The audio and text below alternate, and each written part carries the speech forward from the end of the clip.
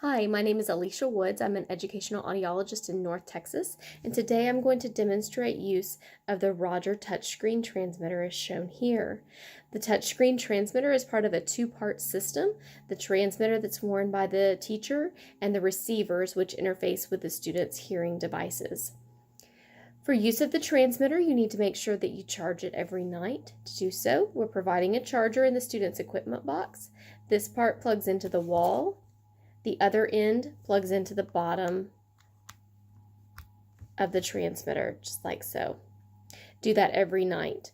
On the front of the device, it will show you about how much battery time is left. So on this particular device, it shows 10 hours and 45 minutes of battery left. So it would definitely last for a school day. Do definitely charge it every night so that it's ready to go the next day. On the side, you've got on off. The green light is flashing, indicating that the device is on, and then you can see the display. To turn it off, you're going to press and hold. On the front, it will say power off. You'll hit yes. It'll power off. To turn it back on, you're going to push and hold again, and it will come back on.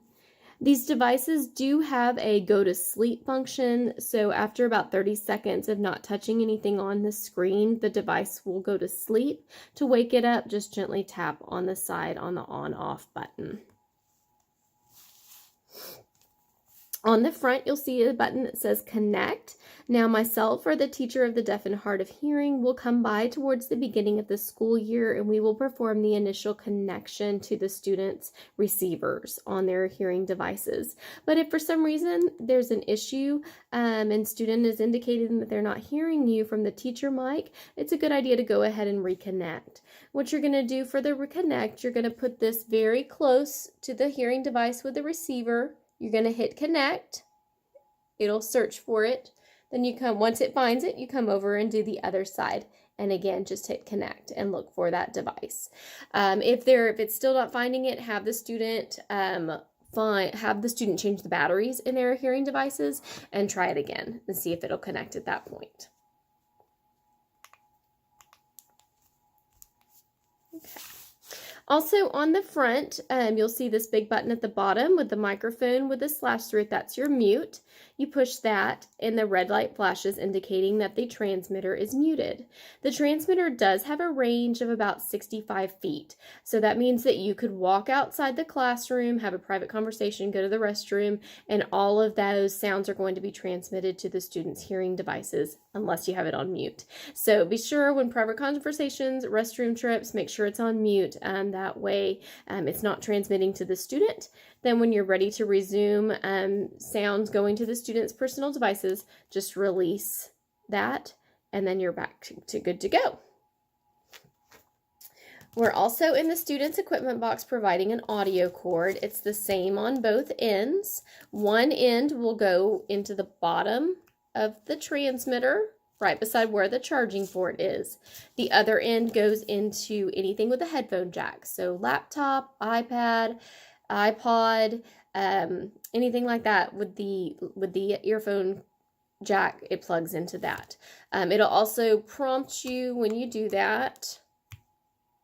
It'll show audio settings, input or output. You're going to want to make sure it's on input.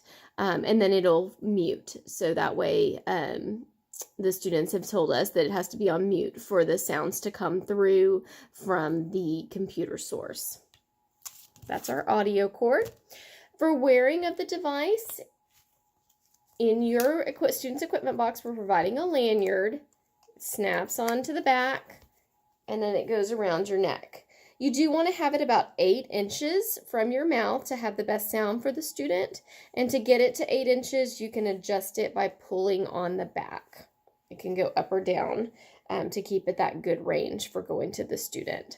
With this particular transmitter, you can also set it on tabletop mode. So just set it on the table in the middle of this group of students when they're doing group work.